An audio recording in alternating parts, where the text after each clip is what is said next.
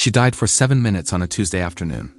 But what she saw during those 7 minutes would change everything she thought she knew about life, death, and what lies beyond. This is her story. And I need to warn you, what she brought back from the other side will challenge everything you believe. 5 a.m. The alarm screams in the darkness. She opens her eyes to the same cracked ceiling she stared at for 4 years. 28 years old, and this is what her life has become. A greasy diner uniform, stained tables. Fake smiles for customers who never see her as human. Just another ghost serving coffee in a world that forgot she existed. Every morning the same question haunts her. Is this all there is? Bills she can't pay. Relationships that crumble before they begin. A bottle of cheap wine every Friday night to numb the ache of a life that feels like it slipping through her fingers like sand. Her parents stopped asking about her dreams. Her friends stopped calling. And somewhere along the way, she stopped believing she mattered at all. But on this particular Tuesday in March, something was waiting for her. Something that would rip her from this world and thrust her into a realm where the laws of physics don't apply. Where time doesn't exist. Where she would stand face to face with a being of pure light who knew every secret she ever kept. Every tear she ever cried in the bathroom at work. Every moment she wished she could just disappear. She had no idea that in a few hours her heart would stop beating, that she would cross over to the other side, that she would meet Jesus himself, and that he would give her a choice that would haunt her forever. Stay in paradise, or return to the pain. This is what happened when she died. This is what she saw. And this is why she'll never be the same. Noon. The lunch rush. Bodies packed into every booth, voices creating a wall of noise that makes her head pound. She balances a tray loaded with burgers and fries, weaving between tables like she's done 1,000 times before. But then something changes. Something breaks inside her chest. The pain hits like a freight train, a burning blade twisting between her ribs, stealing the air from her lungs. Her vision blurs at the edges. The tray slips from her fingers and crashes to the floor in an explosion of glass and ceramic that makes every head in the restaurant turn toward her. But she doesn't hear it anymore. Her legs buckle. She collapses between tables, her body hitting the cold tile with a sickening thud. Screams erupt around her. Someone yells to call 911. A man, a doctor who was having lunch, rushes to her side. His fingers press against her neck, searching desperately for a pulse that's no longer there. Nothing. Her pupils dilate, spreading like black holes across her eyes. Her lips turn blue, the color of death creeping across her skin. She's not breathing. The doctor starts chest compressions, his hands pumping rhythmically as he shouts instructions to the frozen crowd around him. 1, 2, 3, 4. Someone's crying, someone's praying, but she doesn't know any of this. Because while her body lies dying on that restaurant floor, something impossible is happening. Something medicine can't explain, science can't measure, and skeptics can't dismiss. She's leaving, crossing over. And what waits for her on the other side will shatter everything she thought she knew about reality. Her heart has stopped beating. But her journey, the real journey, has only just begun. There's no pain when the darkness comes. It's like someone flipping a switch. One moment, agony. The next, nothing. Just pure, absolute blackness, but it doesn't last. Because in the space between one heartbeat and the next, in a moment that exists outside of time itself, the darkness transforms into something else. Something that defies every law of physics she ever learned in school. Light. But not like any light she's ever seen. This light has weight, has substance, has presence. It's alive, it breathes, it knows her name. And it's calling her forward. She realizes she's no longer on the cold restaurant floor. She's floating, or is she walking? It's impossible to tell. The space around her doesn't follow the rules. Up and down have no meaning here. Time moves differently, or maybe it doesn't move at all. She tries to look at her hands, but they're not quite solid, not quite transparent. She exists, but not in the way she used to, and she's not alone. There are others here. She can't see them clearly, can't make out faces or forms, but she feels them. Presences surrounding her, watching her, welcoming her. And somehow, impossibly, she knows they've always known her. That they've been waiting for this moment since before she was born. A peace she's never experienced washes over her like warm water. All those sleepless nights, all those tears cried in bathroom stalls at 3 a.m., all those years of feeling like she didn't belong anywhere to anyone. Gone, erased. In this place she is known, she is seen, she is home. But there's something else, someone else. A presence approaching that makes all the others fade into the background. A being of pure light and love moving toward her. And even though she's never been religious, even though she stopped going to church when she was 12, even though she's spent her entire adult life believing that death was just the end and nothing more, every cell of her being, every particle of her consciousness knows exactly who this is. Jesus is coming, and nothing will ever be the same. When he appears, there's no doubt, no hesitation, no need for introductions or proof or evidence. Every fiber of her being, every atom of her consciousness recognizes him instantly. This is Jesus, and he's more real than anything she's ever experienced in her entire life. But he's nothing like the paintings, nothing like the stained glass windows in the churches she avoided. He's light and form at the same time, existing in a way that her human mind struggles to comprehend. His presence radiates love so intense, so overwhelming that it feels impossible her heart could contain it. Or whatever she has now instead of a heart. And when he smiles at her, that smile holds everything, every mistake she ever made. Every night she cried herself to sleep. Every time she felt abandoned and alone and worthless. He sees it all, knows it all, and loves her anyway. He extends his hands toward her, slowly, gently, and that's when she sees them, the scars. They're still there, glowing with a soft, ethereal light that pulses like a heartbeat. Marks in his palms that tell a story of sacrifice, of suffering, of a love so deep it split the sky in two. She'd heard about those scars in Sunday school as a child, but she never understood them. Not really. Not until this moment, standing in his presence, feeling the weight of what those scars represent. He doesn't speak, not with words. But somehow, everything she needs to know is being downloaded directly into her soul. She understands now. Understands that every moment of her meaningless life had meaning. That every tear she cried was collected. That every time she felt invisible, he was there, watching, waiting, loving her through it all. She wants to fall to her knees, but there's no ground here. She wants to apologize for wasting so many years, but the words won't come, because in his presence, shame cannot exist. Only love, pure, unconditional, eternal love. And then, he begins to show her things. Things that will break her heart and heal it at the same time. Then he shows her, not with words, but with visions that penetrate deeper than any language ever could. Her entire life unfolds before her eyes like a movie playing at the speed of light. Every moment, every choice, every interaction she'd forgotten.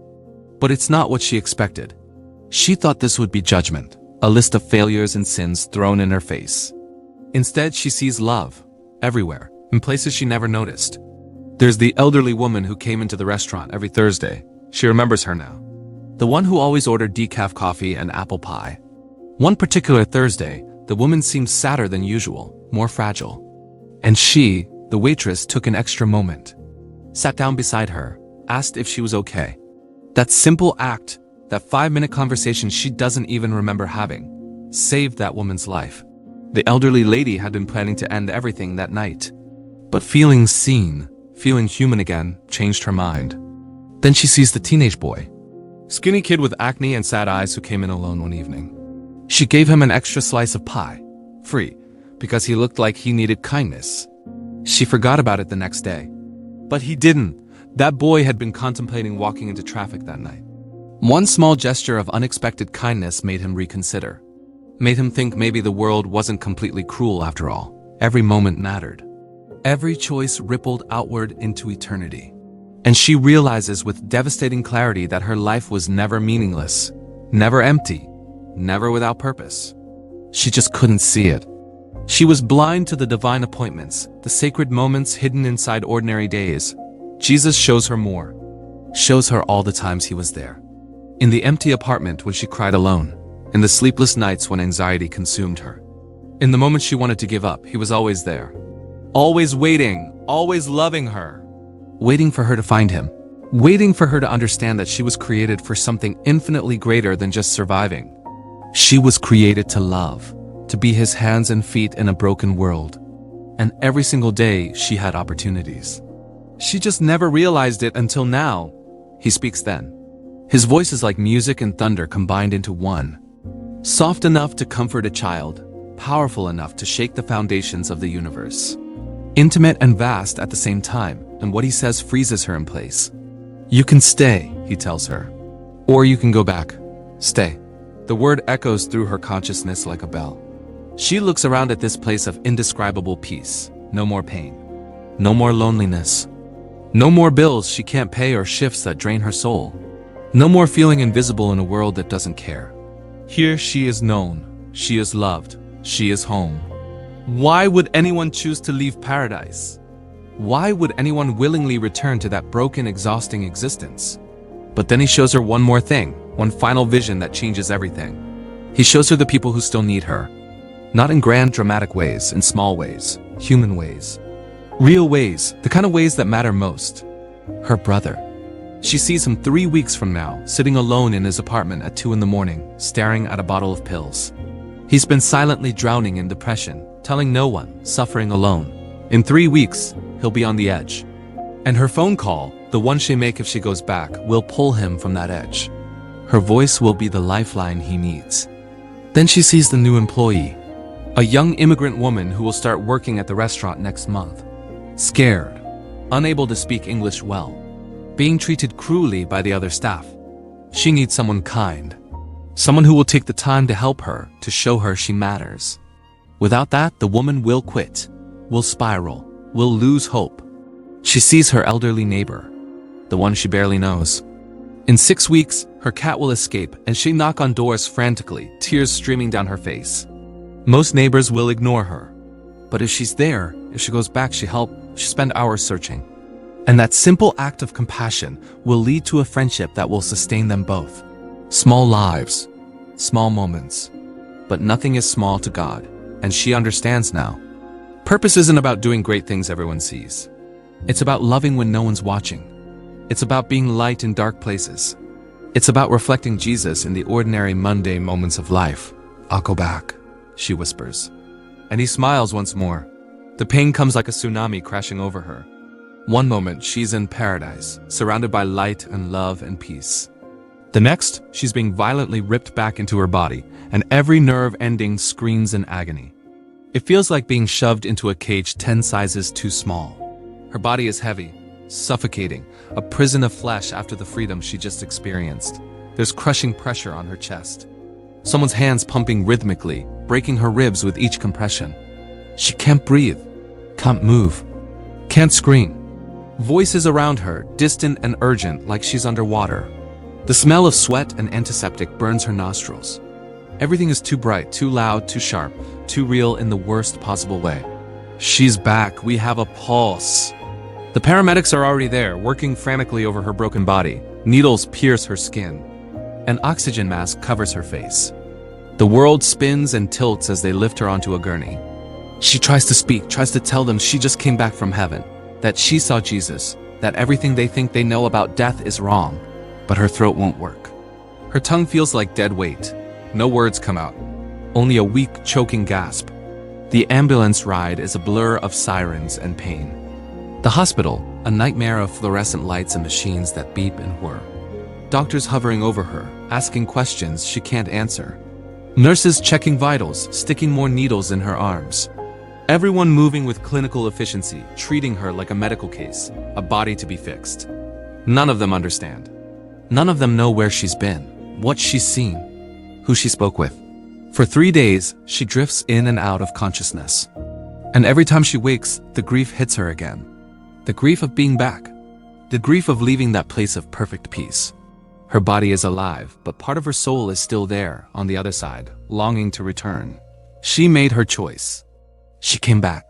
But God, the weight of that choice is almost unbearable. This world feels gray and cold and empty compared to what she experienced. And she wonders if she ever feel whole again. 3 weeks later, she walks back into the restaurant. Same tables. Same greasy floor. Same smell of coffee and bacon grease. But she's not the same. She can't be. How could she be after what she's seen? After where she's been? After standing face to face with the living God? Every customer who walks through that door is different now. She doesn't see annoyed faces demanding refills. She sees eternal souls created in the image of God. Every smile she gives is a prayer in motion. Every kind word is worship. Every exhausting shift is an opportunity to serve the way Jesus served. The girl who used to sleepwalk through her days on autopilot is gone. In her place stands someone fully, completely, desperately alive. She starts attending a small church 3 blocks from her apartment. The building is old and the carpet is worn, but it feels like sacred ground. She volunteers on Wednesday nights at the homeless shelter, serving meals to people society has forgotten, and she calls her brother every single week. On that call 3 weeks after returning to work, he says something that makes her cry. "You know, I was in a really dark place. I was thinking about ending everything. But these conversations we've been having, they're helping me. Thank you for not giving up on me." In that moment, she understands. Jesus didn't send her back to be famous or wealthy or successful by the world's standards. He sent her back to love, to be his hands and feet in a world that desperately needs both. To show up for the small moments that seem insignificant but echo through eternity. She died for 7 minutes on that Tuesday afternoon. But it was in those 7 minutes that she truly began to live. The restaurant still smells like grease. Her apartment is still small. Her paycheck still barely covers rent. But none of that matters anymore. Because she knows something most people don't. She knows that every moment is sacred. Every interaction divine. Every day a gift she almost didn't get to unwrap. She's not just surviving anymore. She's living with purpose, and she will never, ever be the same. This waitress crossed over to the other side and came back changed forever. But she's not alone. Thousands of people have died, met something beyond this world, and returned with messages that challenge everything we think we know about life, death, and what comes after. If this story moved you, if it made you question what might be waiting on the other side, then subscribe to this channel right now. We dive deep into the most profound near-death experiences ever documented. Stories of people who met divine beings, saw the afterlife, and came back with truths that will shake you to your core. Hit that like button if this story impacted you. Your engagement helps us share these incredible experiences with more people who need to hear them, and drop a comment below. Tell us, do you believe her encounter was real? Have you ever felt a divine presence in your own life? We read every single comment, and your stories matter. Because here's what you need to understand.